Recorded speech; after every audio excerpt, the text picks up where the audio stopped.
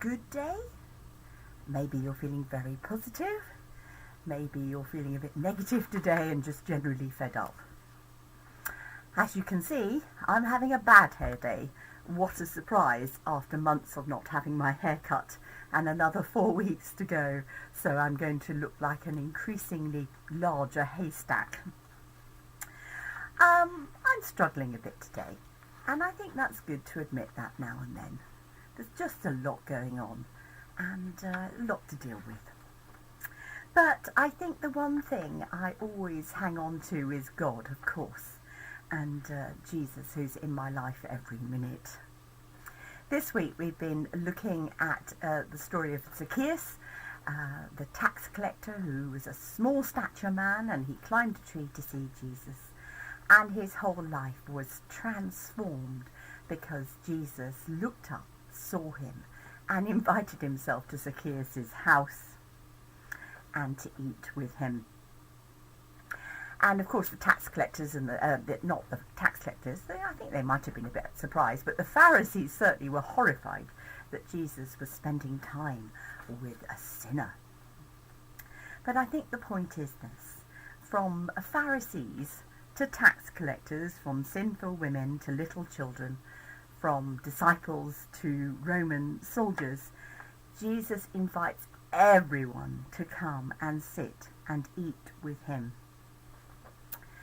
Now, of course, despite then he didn't have a literal table of his own to invite us, and we don't get to go and eat with anyone else but our families or bubbles at the moment. I think what Jesus does is create community wherever he is. And this literal come and eat with him is a genuine invitation to come and share our lives with him and just sit with him. And sometimes we just don't seem to have the time to do that. And I certainly feel as if I need some of that today. And I think just like Zacchaeus, when we do this and we withdraw and we have some time with Jesus, our lives are transformed in some way. I think if we think about our lives in the past, and maybe there's been times where you felt very lost and had sort of that hole inside us, it's an empty hole, and until Jesus sought us out and came and invited us to join him, we would still have that hole and we'd certainly be feeling lost. I'm not feeling lost. I am feeling part of Jesus today. Of course, we have no right to be invited to join him, and in all, in all senses, really, a bit like the beggars, which we've heard about in the previous stories, crying out for mercy. We're in that position, and I think actually we know that Jesus hears us. Now we know that, but a lot of people out there just don't know that Jesus is there waiting for them to connect to him, and to, for them to cry out in mercy and know that they're heard. I wonder whether when we're out of lockdown, or maybe even now because of Zoom, we could spend some time with someone we don't normally spend some time with, and just to give some time to listen to somebody who might be just in trouble today. Maybe we can invite them for a cup of coffee when we're out of lockdown, or maybe a lunch or a trip somewhere. I've certainly got several people that I know I'd like to do that with, and I'm looking forward to the time that we can do that. I suppose what I'm asking us to do is to bless others as Jesus blessed us. And the key thing about blessing is often to try and spend time with somebody. Jesus teaches us, doesn't he? Total forgiveness and acceptance. This is the living generosity of God. I wonder how generous we can be with our time to help others. And so I come to two little things from Facebook today, if I can get hold of them. And they're both related, actually, because they're talking about cracks. So the first one is from Leonard Cohen, who says, "Ring the bells that can still ring. Forget your perfect offering. There's a crack in everything. And that's how the light gets in." I love that. We're not perfect. We all have cracks. But that's how the light of Jesus gets in. And then the second one, it's also about cracks really, but it's also about coffee. May you appreciate the beauty that grows up through the cracks when everything feels broken.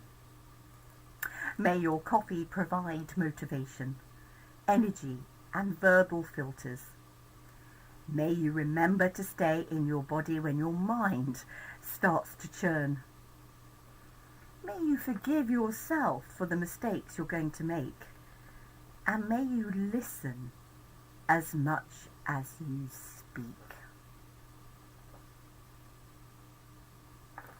I'm just reminded when I was reading that when God made us, he gave us 2 ears but 1 mouth. We're meant to listen to others, and hopefully too people listen to us. I certainly know that God listens to me. And so I come to a prayer, and then I'll look at the 2 things that we're going to take up for Lent if you'd like to. This prayer is called Transforming Love, where humility is in short supply. God grant us servant hearts as we seek to be followers of Christ. Where many live in darkness of injustice, God make us speakers of hope as we seek to bring the light of Christ. Where we encounter barriers and stagnation, God make us channels of positive change as we seek to share your transforming love. Where there is division and dissension, God make us communities of blessing as we seek to restore your harmony and peace. Amen.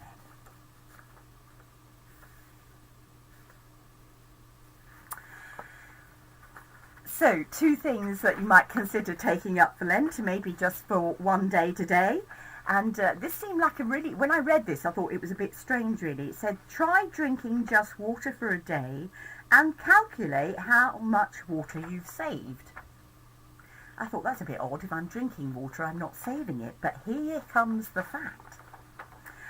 It takes 140 litres of water to produce a cup of coffee, and 30 litres of water to produce a cup of tea. Now that's not within our household obviously, but in the process of growing and making coffee and tea, much water is used. So we've been encouraged to drink more water, which of course the doctors tell us is a good thing, and I'm very bad at doing, but I'm going to try it. I've been talking a lot about water this week, and the fact that World Water Day is coming up. I haven't quite got the date for this year, but I'm going to have a look at it for next week. But basically it says, why not start a conversation about the use of water with our families? And we could pray for climate policymakers to put water at the heart of their action plans. We know, don't we, that our world climate is changing, and that places that are hot and dry are getting hotter and drier, and places like the UK are warmer but much, much wetter. And we know that millions suffer through a lack of water or drinking dirty water. So let's be praying about that, and for our organisations and politicians that are making climate policy, so that part of that is about saving water and sharing water with others that don't have it. Have a really good day and weekend. It would be lovely to see you if you would like to join us on Sunday at 10:30, and then next week, if you're in the area, on Tuesday morning from 10 till 1, the church is going to be open for private prayer. It's the day where, the national day, if you like, of remembering COVID 1 year on, and praying for those that have suffered and struggled and died, or coping with loss and grief. So if you have a moment and would like to come into St Mary's, please do so, and there'll be opportunity to light candles as well. So have a really good day and a great weekend, and I hope to see you soon. God bless.